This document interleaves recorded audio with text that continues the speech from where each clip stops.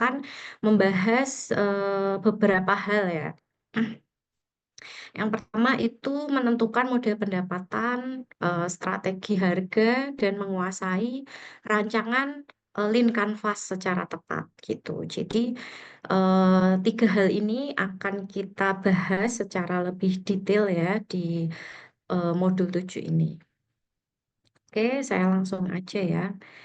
Jadi yang pertama ada tiga pilar utama dalam pemodelan bisnis. Nah, ini ada tiga pilar itu. Yang pertama model bisnis, model pendapatan, dan model harga gitu ya. Tapi saya mengkelompokkan menjadi dua kategori besar karena nanti model bisnis, yang pertama model bisnis, yang kedua adalah model pendapatan dan harga. Nah, karena kenapa kok dikelompokkan menjadi dua? Karena yang kedua ini, model pendapatan dan harga ini akan menjadi satu rangkaian eh, yang akan mempengaruhi bisnis kalian gitu. Jadi menjadi satu rangkaian gitu ya antara model pendapatan dan strategi nanti untuk menentukan harga. Eh, yang pertama model bisnis. Model bisnis itu sebenarnya kayak blueprint ya, gimana bisnis kita beroperasi secara holistik.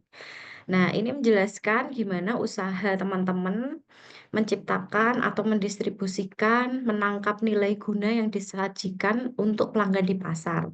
Nah, sebenarnya model bisnis ini teman-teman udah kerjakan ya dari bab modul 1 hingga hari ini. Itu teman-teman sudah kerjakan ya gimana teman-teman mengumpulkan ide, mencari masalah ya. Awalnya kan mencari masalah dulu ya, baru mengumpulkan ide.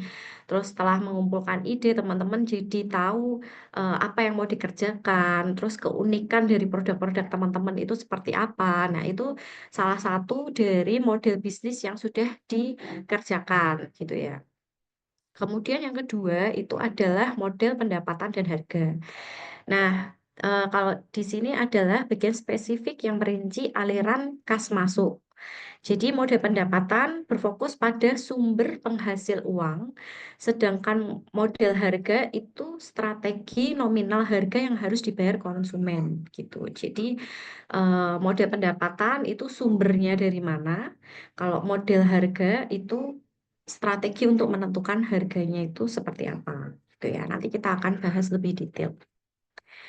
Oke, jadi untuk fungsi strategis model pendapatan, tadi kan yang model bisnis kita sudah pelajari ya teman-teman di sepanjang kita kuliah hingga hari ini ya kita sudah pelajari. Jadi kita langsung akan membahas tentang model pendapatan dan bagaimana eh, menentukan strategi harga gitu ya.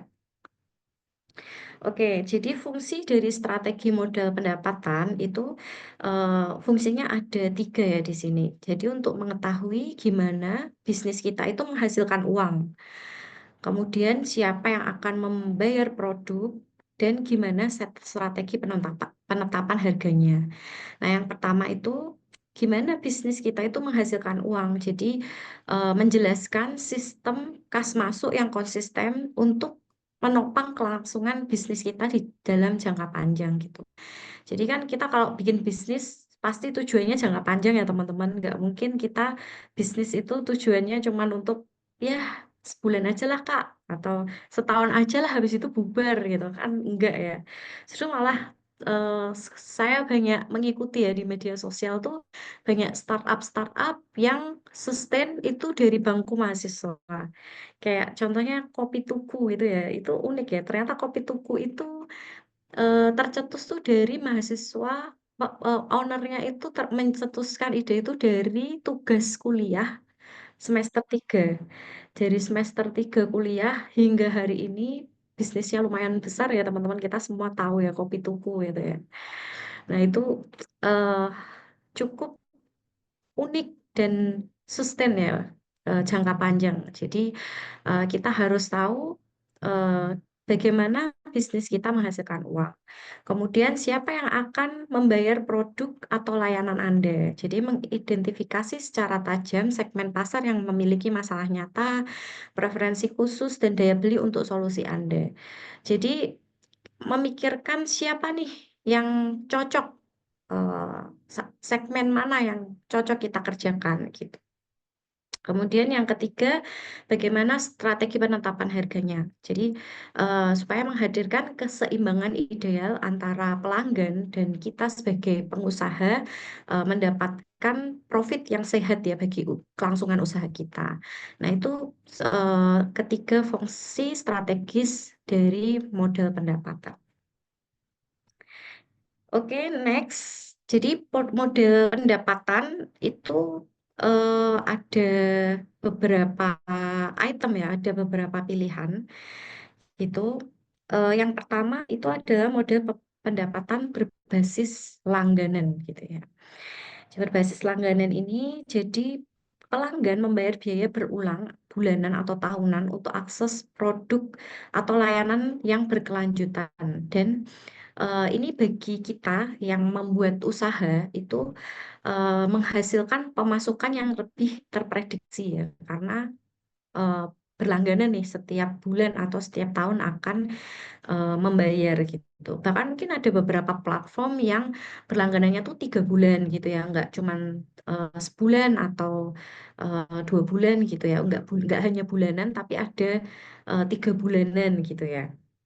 Ini contohnya ada Netflix, ada Spotify, ada Canva. Ini Netflix ini mahasiswa ya, Salatiga jauh dari bioskop, jadi berlangganan Netflix ini sangat apa ya, sangat menyegarkan kita ya, gitu. Walaupun sekarang udah ada Sims ya di Salatiga ya, lumayan lah. Oke, ada lagi itu model freemium. Nah, model freemium ini menawarkan versi dasar secara cuma-cuma untuk menjaring basis pengguna luas, lalu mengenakan tarif premium untuk fitur lanjutan. Contohnya Dropbox. Dropbox itu kita bisa pakai tapi hanya berapa giga gitu ya. Nah, sedangkan kalau butuh kapasitas yang lebih banyak itu harus berlangganan. Terus YouTube, YouTube juga seperti itu ya. Ada yang berlangganan. Kalau nggak berlangganan, nggak bisa sih nggak berlangganan. Tapi banyak iklannya gitu ya. Oke, kemudian selanjutnya ada model pasar atau marketplace. Nah, kalau ini kita udah semua kenal ya marketplace di Indonesia. Jadi itu memfasilitasi transaksi langsung antara pembeli dan penjual, lalu mengambil keuntungan melalui komisi, biaya transaksi atau listing gitu.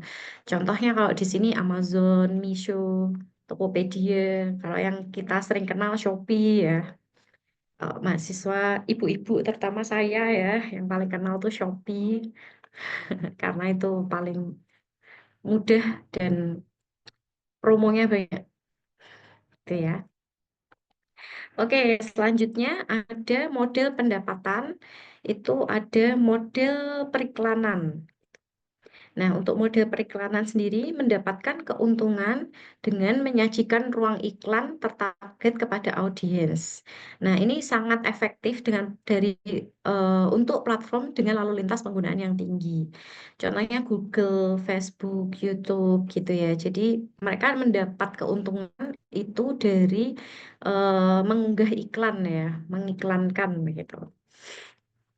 Kemudian selanjutnya ada bayar sesuai penggunaan. Nah, tarif dihitung murni berdasarkan utilitas aktual atau pemakaian pelanggan Anda, bukan sistem biaya tetap atau paket yang kaku. Nah, ini contohnya ada cloud gitu ya. Kalau cloud itu kan juga kita sewa ya berapa giga gitu ya atau berapa tera gitu untuk kita mengupload data-data kita di cloud gitu.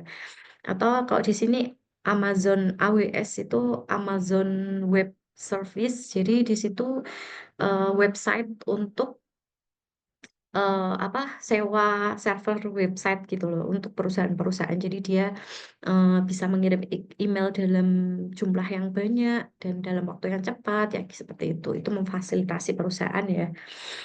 Kalau SendGrid sendiri itu juga sepertinya untuk email ya, untuk email.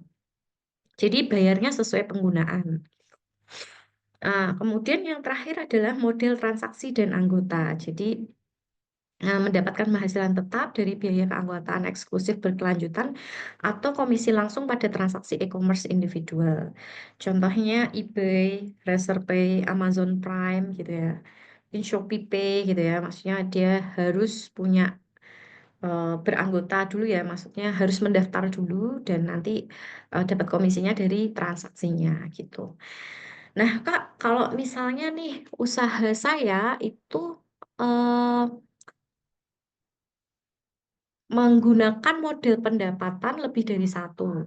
Itu bisa aja ya teman-teman. Jadi dalam satu usaha bisa aja kita eh, menggunakan model pendapatan tidak hanya satu.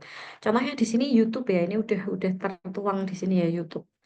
Nah, YouTube itu dia menggunakan model iklan, tapi dia juga model freemium gitu ya.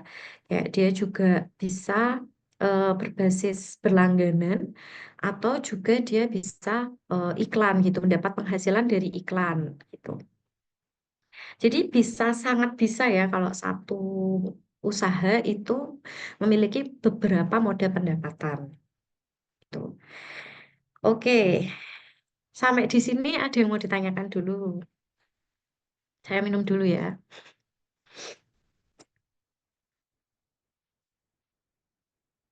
Aman? Jangan-jangan saya ditinggal tidur nih ya. Aman Kak, Oh, siap. Aman Kak, aman. Oke, aman terima Kak. kasih responnya.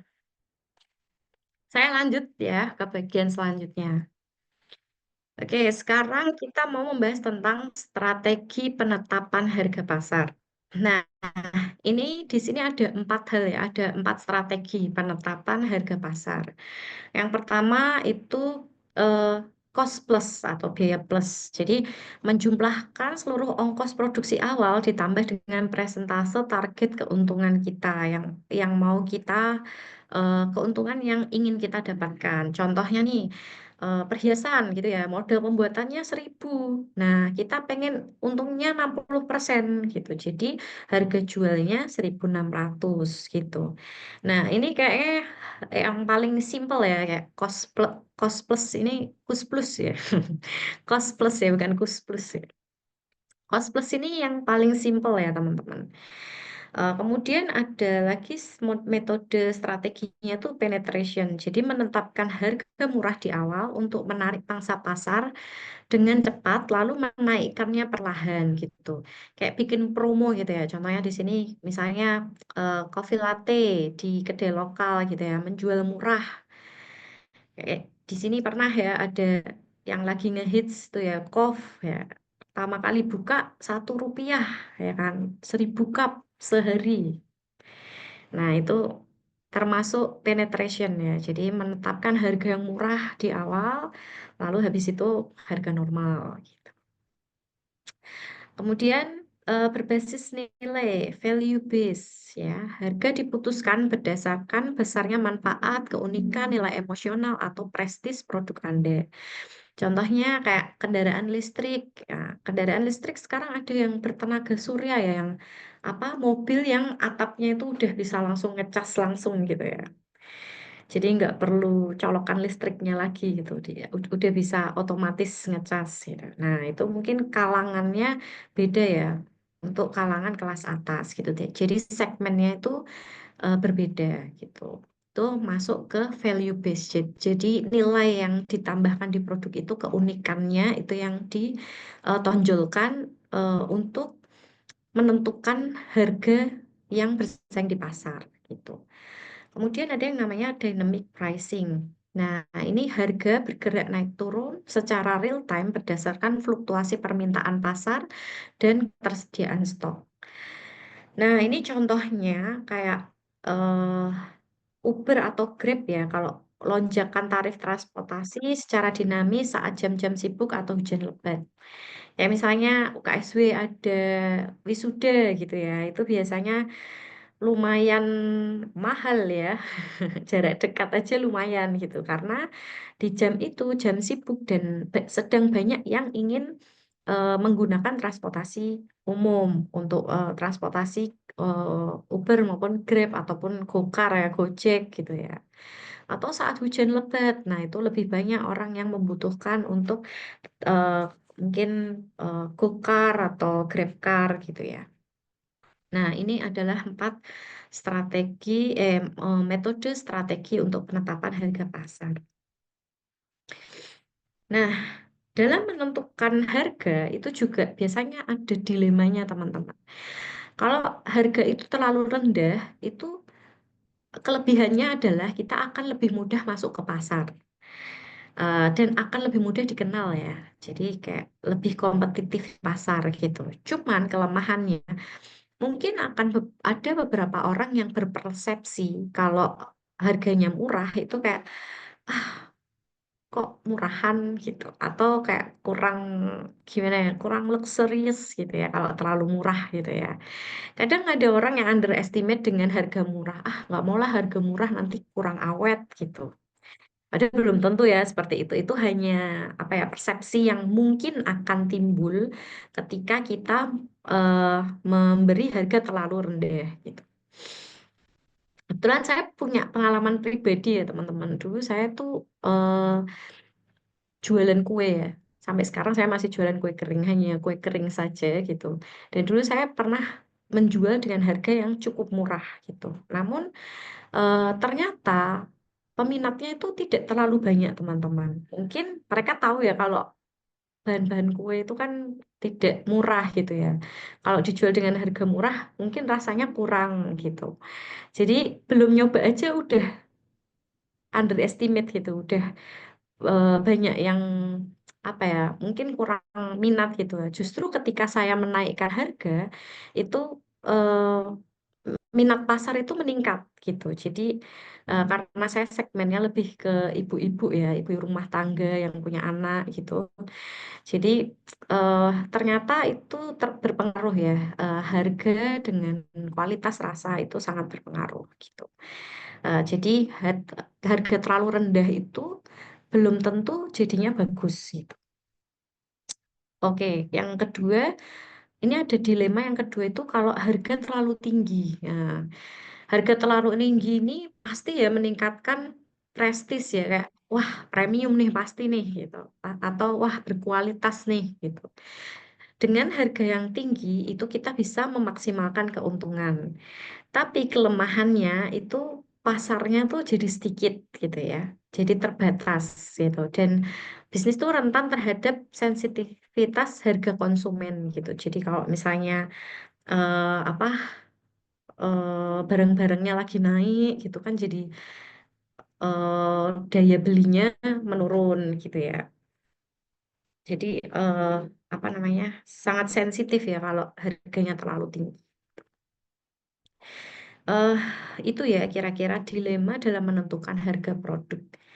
Jadi memang kita perlu untuk mencoba pasar gitu ya. Kemarin kan kita udah bikin MVP ya. Kalau kita udah bikin MVP, kita pasti sudah tahu ya gimana kita akan mencoba MVP kita ke pasar. Nah, ini eh, penentuan harga dan penentuan apa tadi, eh, saluran ini ya, apa namanya, model pendapatan itu akan berpengaruh nantinya, dan juga hasil dari penentuan harga dan model tadi, model pendapatan itu nanti yang akan kita gunakan untuk evaluasi.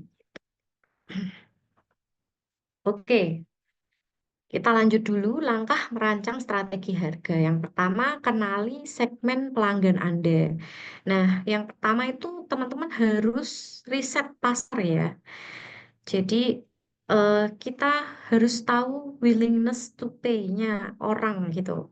Willingness to pay-nya pelanggan kita gitu, tentang produk kita gitu. Jadi memang harus kenali segmen pelanggan kita supaya kita itu bisa masuk, produk kita bisa masuk di segmen pelanggan yang tepat gitu, dan mereka mau membeli produk kita gitu.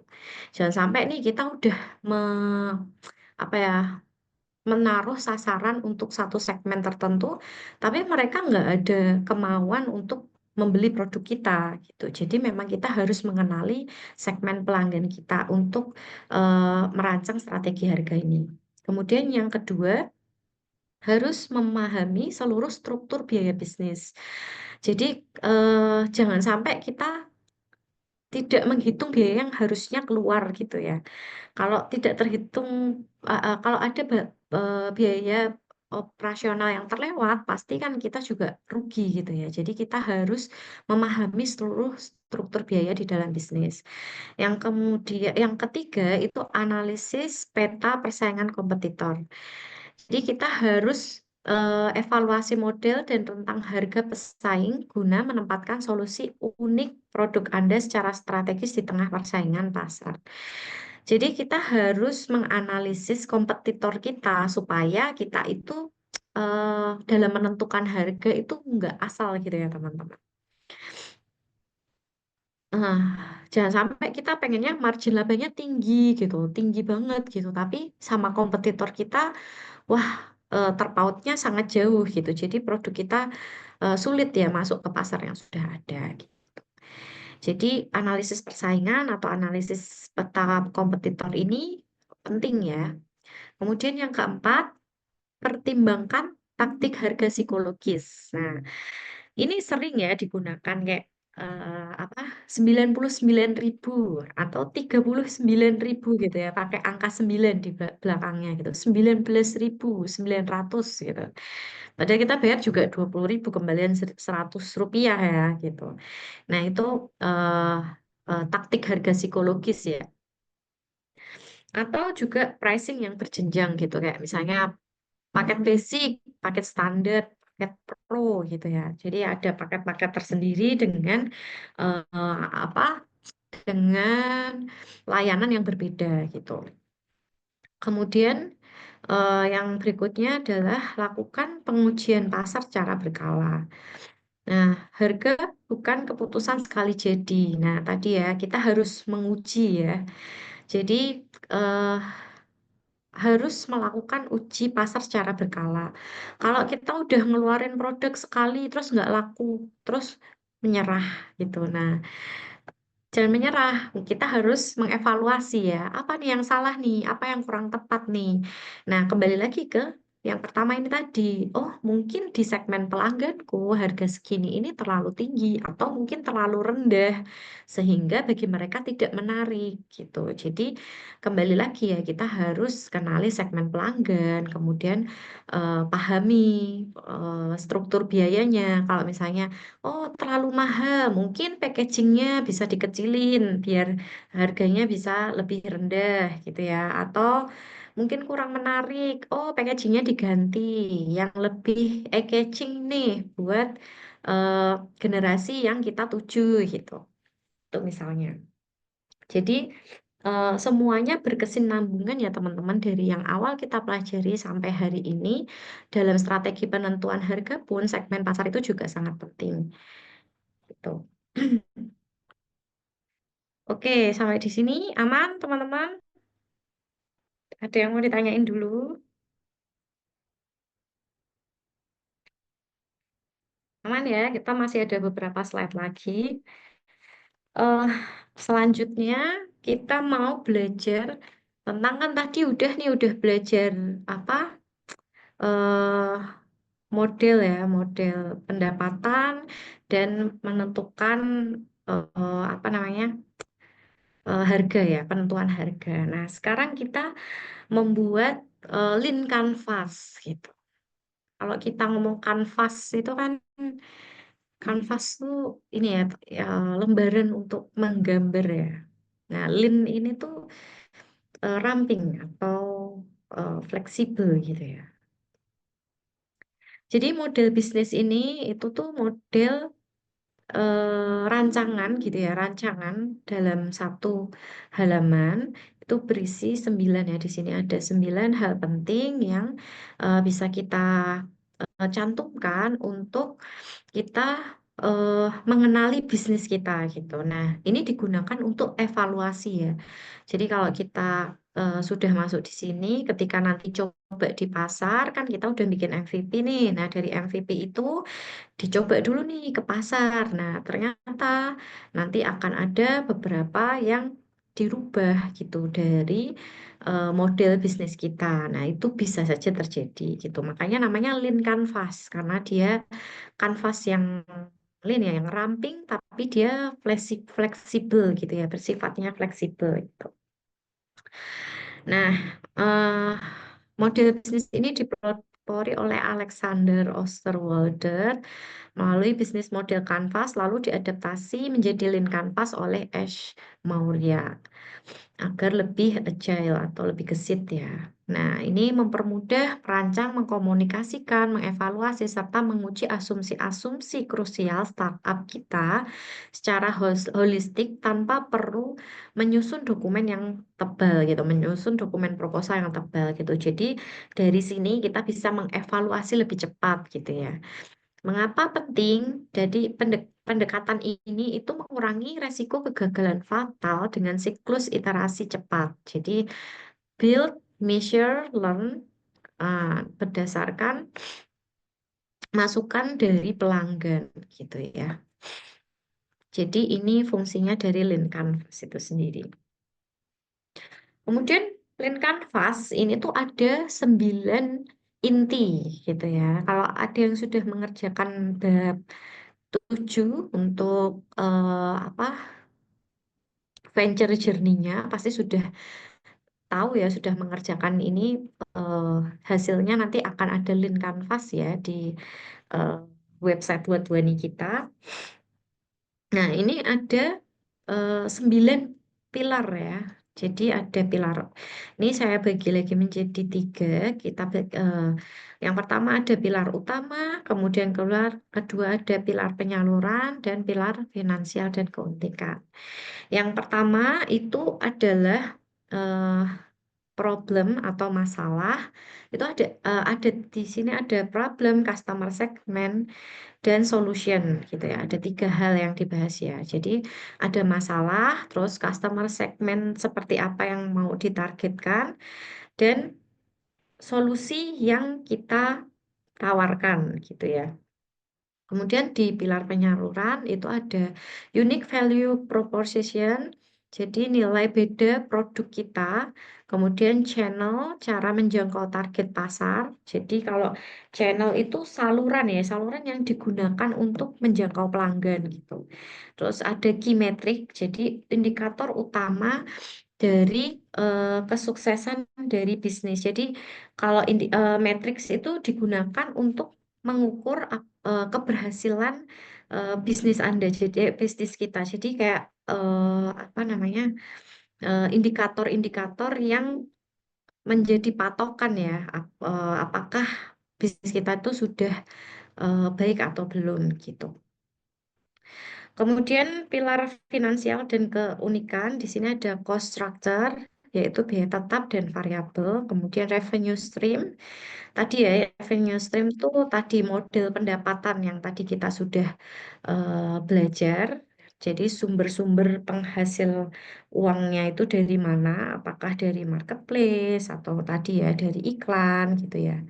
Kemudian unfair advantage ini adalah keunikan yang sulit ditiru oleh pesaing. Nah, keunikan ini tuh macam-macam ya teman-teman, bisa eh, sudah ada hak patennya misalnya yang tidak bisa dibeli oleh pesaing ya, atau misalnya tim ahli di dalam apa di dalam perusahaan kita yang mungkin lebih mumpuni gitu. Nah, itu kan sulit ditiru oleh pesaing ya.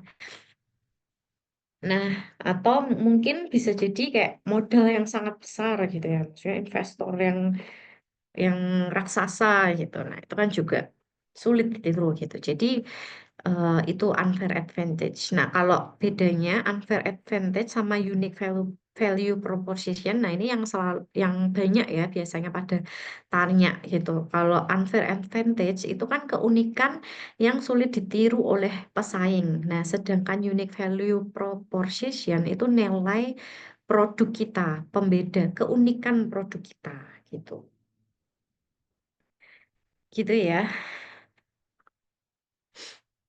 Oke, mungkin Learn Canvas itu nanti bentuknya seperti ini ya teman-teman. Jadi satu lembar, satu halaman, isinya ini ada problem, solution, unique value, proposition, seperti ini ya. Ini Learn Canvasnya. Oke, ini ada contoh yang saya sajikan di sini. Yang pertama Zomato, itu model B2C dan B2B. Nah, segmennya penggemar makanan yang sulit mencari referensi kuliner serta mitra restoran. Jadi dia segmen pasarnya B2C dan B2B. Problemnya minimnya info, ulasan terpercaya, kesulitan restoran menjangkau pelanggan baru. Nah, aliran keuntungannya nih, aliran cuan ya, mengambil komisi per pesanan makanan online, iklan restoran di aplikasi, dan langganan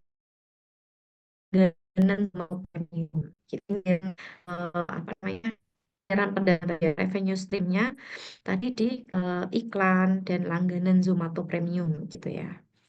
Kemudian ada Salesforce, ini model B2B gitu ya, AS. Segmennya perusahaan menengah besar yang kesulitan mengelola integrasi database konsumen antar departemen. Problemnya hilangnya data prospek penjualan akibat sistem pelacakan pelanggan yang kacau gitu ya. Ini untuk perusahaan ya, jadi dia bikin database gitu. Alirannya menjual biaya berlangganan berskala per pengguna, penjual fitur add-on, dan konsultasi setup gitu. Jadi ada biaya layanannya juga ya di sini. Nah, ini kan Fastlane-nya, contohnya seperti ini ya teman-teman. Nanti saya akan share ini apa namanya PowerPoint-nya, jadi teman-teman bisa pelajari gitu eh dari contoh yang saya paparkan ya. Oke, ini juga yang Salesforce ya seperti ini untuk kanvas nya. Jadi eh, semuanya sudah dituangkan di sini. Nah, untuk usaha kita, untuk usaha teman-teman yang buat, yang sudah teman-teman buat itu akan bisa teman-teman otomatis apa namanya terbuat ya di website gitu. Jadi sudah ada PowerPoint-nya, Canvaslin teman-teman. Hanya yang perlu diperhatikan adalah pengisiannya ya teman-teman. Kalau sudah keluar Canvaslin-nya, tolong dicek lagi. Jangan sampai eh, ternyata isiannya itu tidak tepat gitu. Jadi tolong dicek lagi. Jadi kalau udah ngisi tetap harus dicek ulang ya teman-teman. Gitu. Ini eh sementara dari saya ini saja. Mungkin akan ada tambahan dari teman-teman dosen lain atau teman-teman mau bertanya, boleh silakan. Kalau saya tidak bisa menjawab, di sini ada pakar-pakar lainnya ya. Apa sudah ngerti semua? Keren-keren kan mahasiswa sekarang tahu-tahu udah sampai berapa tuh? Berapa? 8. Wah, udah dikerjain ya, teman. Sudah belajar mandiri. Ada yang mau ditanyakan dulu mungkin?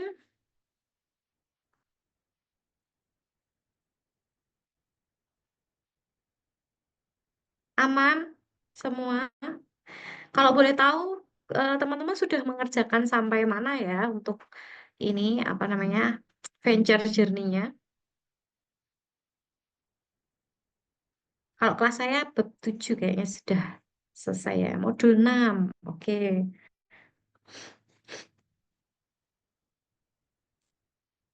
Sedang progres menyelesaikan yang masuk ke 7 ya, betul.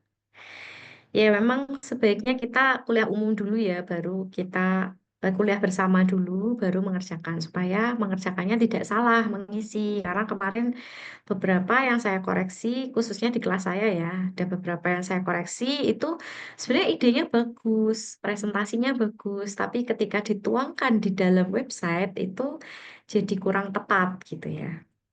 Jadi memang sebaiknya teman-teman belajar dulu babnya, modulnya dibaca lagi, baru dikerjakan untuk diskusi bersamanya gitu.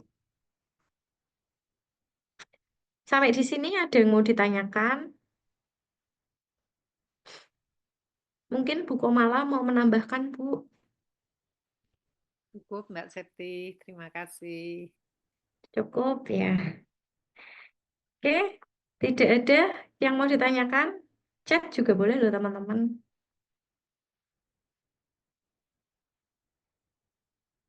Aman semua, tidak ada yang mau ditanyakan.